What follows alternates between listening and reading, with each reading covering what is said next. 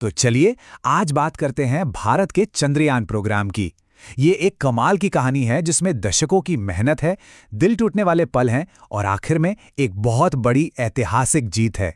देखते हैं कि आखिर भारत चांद तक पहुंचा कैसे। इसरो के पूर्व चेयरमैन की ये बात असल में पूरे चंद्रयान प्रोग्राम के पीछे की सोच को दिखाती है।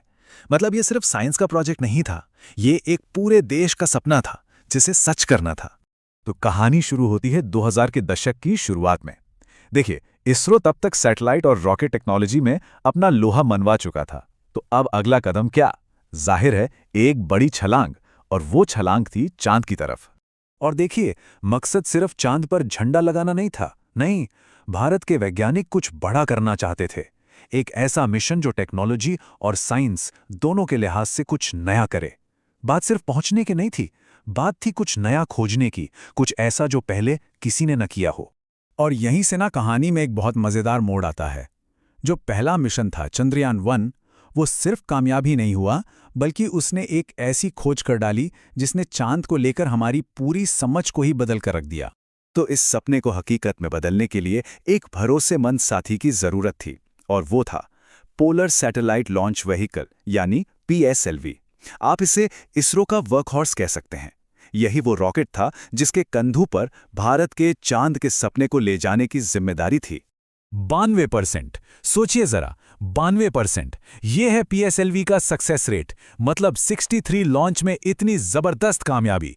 इसी वजह से ये दुनिया के सबसे भरोसेमंद लॉन्च व्हीकल्स में से एक है। तो जाहिर है चंद्रयान के लिए इससे बेहतर कुछ हो ही नहीं सकता था। तो चंद्रयान 1 की यात्रा कुछ इस तरह आगे बढ़ी। पहले हुआ लॉन्च, फिर वो चांद के ऑर्बिट में पहुंचा, और फिर एक बहुत ही अहम पल आया।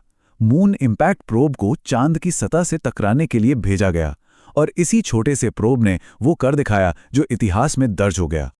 क्या खोज थी? चांद पर पानी। जी हां, पानी। इस एक खोज ने ना साइंटिस्ट्स के बीच दशकों से चल रही बहस को खत्म कर दिया। और भारत रातों रात स्पेस एक्सप्लोरेशन के एलीट क्लब में शामिल हो गया। दुनिया अब ISRO को एक अलग ही नजर से देख रही थी। चंद्रयान 1 की जबरदस्त कामयाबी के बाद उम्मीदें तो आसमान पर थीं। अगला मिशन चंद्रयान 2 और भी ज्यादा एम्बिशियस था। इस बार लक्ष्य था चांद पर सॉफ्ट लैंडिंग करना। लेकिन यह मिशन भारत के लिए एक बहुत बड़ी और मुश्किल परीक्षा साबित होने वाला था। विक्रम लैंडर को चांद पर उतरने के लिए ये सारे स्टेप्स एकदम परफेक्ट तरीके से पूरे करने थे। ये एक बहुत ही मुश्किल और नाजुक प्रक्रिया थी। जरा सी भी चूक की गुंजाइश नहीं थी, क्योंकि अंतरिक्ष में एक छोटी सी गलती का मतलब होता है पूरी तरह नाकामी। लैंडिंग के आखिरी कुछ पल पूरा देश सांस रोक के देख रहा था, और फिर चांद की सतह से सिर्फ 2.1 किलोमीटर ऊपर सब खामोश हो गया। विक्रम लैंडर से हमारा संपर्क टूट चुका था। तो सवाल ये था कि आखिर गलती हुई कहां?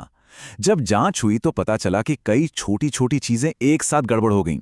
जैसे कि इंजन का थ्रस्ट थोड़ा सा ज्यादा हो गया, ऑनबोर्ड कंप्यूटर तेजी से उसे ठीक नहीं कर पाया, और तो और लैंडिंग के लिए चुनी गई जगह भी बहुत छोटी थी, सिर्फ 500 मीटर बाय 500 मीटर। मतलब गलती की कोई गुंजाइश ही नहीं छोड़ी गई थी।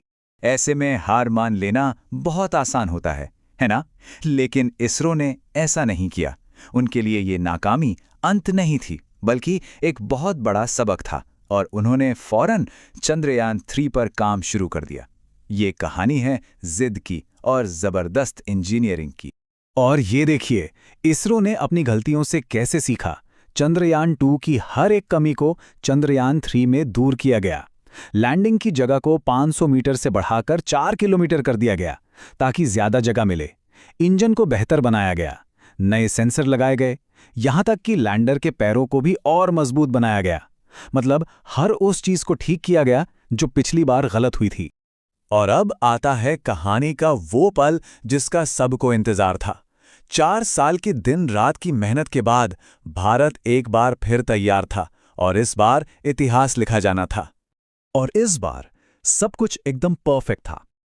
23 अगस्त 2023 विक्रम लैंडर ने अपना सफर शुरू किया, और हर पड़ाव को पार करते हुए आखिरकार चांद की सतह को छू लिया।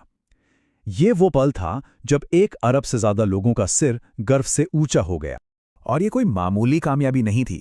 भारत चांद पर सॉफ्ट लैंडिंग करने वाला दुनिया का चौथा देश बन गया, और चांद के साउथ पोल पर उतरने वाला पहला देश। ये बहुत बड़ी बात है क्योंकि माना जाता है कि साउथ पोल पर बर्फ के रूप में पानी हो सकता है। इसके बाद प्रज्ञान रोवर भी बाहर आया और उसने चांद पर भारत के निशान छोड़े। और तो और लैंडर ने एक छोटा सा हॉप टेस्ट भी किया। ये छोटा सा जंप भविष्य के सैंपल रिटर्न मिशन के लिए एक बहुत बड़ा कदम है। तो चंद्रयान की ये कहानी हमें यही सिखाती है कि जिद और सही टेक्नोलॉजी हो तो कुछ भी मुमकिन है। चांद के साउथ पोल को फतह करने के बाद अब सवाल ये है कि भारत का अगला निशाना क्या होगा?